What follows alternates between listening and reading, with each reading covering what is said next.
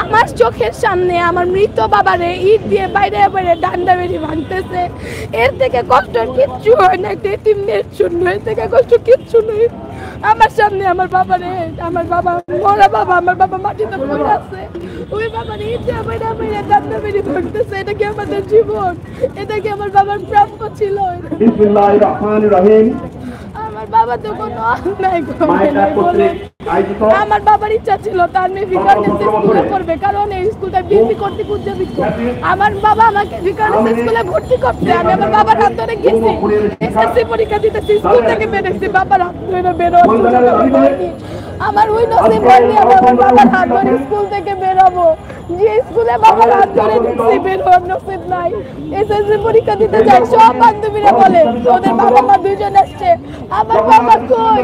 আমার চোখের সামনে আমার বাবা রক্ত বমি করতেছে। আমার বাবাকে ঢাকা মেডিকেলে নিয়ে আসে 2016 সালের ফেব্রুয়ারি মাসের 15 তারিখে ঢাকা মেডিকেলে নিয়ে আসে।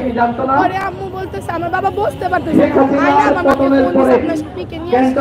পরে আমার মা গেছে, আমার বাবা দাঁড়াতে পারতেছে না, ওই মানুষকে ডান্ডা বেরি ভাঙতে এত ভারী ভারী জিনিস পড়ে রাখছে। আমার মা বলছে আমার স্বামীকে চিকিৎসা দেন, আমার স্বামীর চিকিৎসা দরকার। তারা পুলিশরা আমাকে বলে কোনো চিকিৎসা না, আপনার স্বামীকে ডাক্তার দেখাই জানি না, আপনার সাথে দেখা করে আপনি শেষ দেখা দেখে নেন আপনার জামাইকে। তা আমার মা বলেন শেষ দেখা মানে কি? আমার স্বামীকে আমি ঢাকা মেডিকেলে চিকিৎসা দেব না, যা টাকা লাগে আমি পরে যে পুলিশটা ছিল তারা আমার মা থেকে টাকা হাসান মাহমুদ পালিয়ে গেল, বাবাকে ঢাকা মেডিকেলে আরাফাত পালিয়ে গেল, বাবাকে একটা বেড আসাদুজ্জামান পালিয়ে গেল, আর রইল কে? তার একটা গণহত্যার মাস্টারমাইন্ড না, একটা বেড সবাই তো পালিয়ে গেছে। একটা অক্সিজেন কিচ্ছু না, আমার বাবাকে ঢাকা মেডিকেলে 7 তলা মাটিতে তাদেরকে গ্রেফতার করা হয়েছে। আমার বাবাকে কিচ্ছু দেয় না, আমার বাবা তো কোনো অপরাধী ছিল না, আমার বাবা 12 বছরের মধ্যে ফিরিয়ে আনতে পারবেন? আমার বাবাকে জেল হত্যা করা হয়েছে, সম্ভব এই হত্যার সাথে জড়িত। হাসিনাকে ভারত কোনোভাবে